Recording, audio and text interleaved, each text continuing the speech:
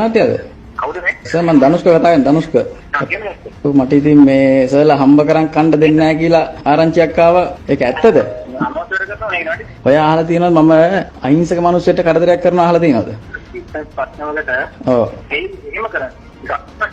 එතකොට බඩු 250 ක් අර ගෑණි වල්වල දුන්න එකව මැරුවේ නැත්තම් මම මොකෙද දෙන්නේ? ඒක ක්වාලිටි ලොස් එක හයි මතක කරගත්තාම අපිට උඩ මැදිහත් වෙන්නවනේ. දැන් සම්දෙන මට කතා කරලා කියනවා හතර දෙනෙක් මාරනවා කියලා. එහෙම කියද්දී අපිට මේ ඇටම තියාගෙන ඉන්න බෑනේ. දැන් සර්නේ කියලා තියෙන්නේ මේ බිස්නස් කරන්න දෙන්නේ නැහැ කියලා. ඔය කරපු දෙන්න ඉන්නවනේ.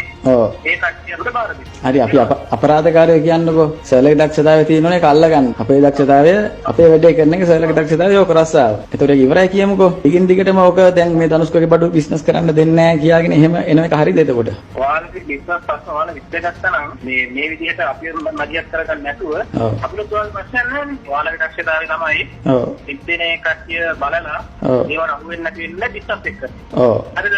ඔව්. ඒකට විදිහින් ගන්නමනේ. නමුත් ඉතින් මොන හරි දෙයකින් උනානේ මිස්ටේක් කාටවත් වෙනවනේ. ඒ වගේ නේද අපිට උණු මිස්ටේක් කරනවා කියනවා මේක වෙන්නේ. එහෙමද? ඒ කියන්නේ දැන් ඉස්සරහට මට හම්බ කරන් කන්න දෙන්නේ නැහැ. එහෙමද කියන්නේ?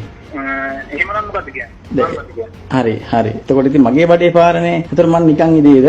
වශයෙන්ම කැමති දෙයක් කරන්න. හරි. මං සර් මරනවා තාමන කිසි දෙයක් කියන්නේ නැහැ. මං ඒව කියන්නේ නැහැ. මම මරලා දෙන්න. නෑ අම්බෝ මරනවා කියන්නේ නැහැ මම. සර්ලා තිනුත් වැඩි වෙලා තියෙනවනේ. සල්ලි ගත්තේවා ඒව රෙකෝඩින්. තියා මගෙන් කාර් ඉල්ලපුවා ඒ රෙකෝඩින් එකට සිගරට් බීපුවා ඔක්කොම තියෙනවා. ඔය ඔයා වොන් දෙයක් කරන්න කොයිද පස්සේ. හරි. එහෙනම් අපි එහෙම බලමු. ඔන්න මං කිව්වා මගේ මනුස්සවර මං කිව්වා මං ඒව දාන්න කැමති නෑ. නමුත් දැන් සර් එහෙම එනවනේ. එහෙනම් අපි එහෙම බලාගමු. හරිනේ? 18ක් විතර ඉන්නවා ඉන්ටර්ඩික් වෙන්න. ලෑස්ති වෙලා ඉන්නකෝ. ඕයිසි සමග බලමු හැප්පිලා. හරි? ඕයිසි කියන්නේ උගේ මන් දාන ඔක්කොම ටික මාව කරගන්නේ. බලමු හැප්පිලා. හරි? බලමුකෝ. තියපන්කෝ.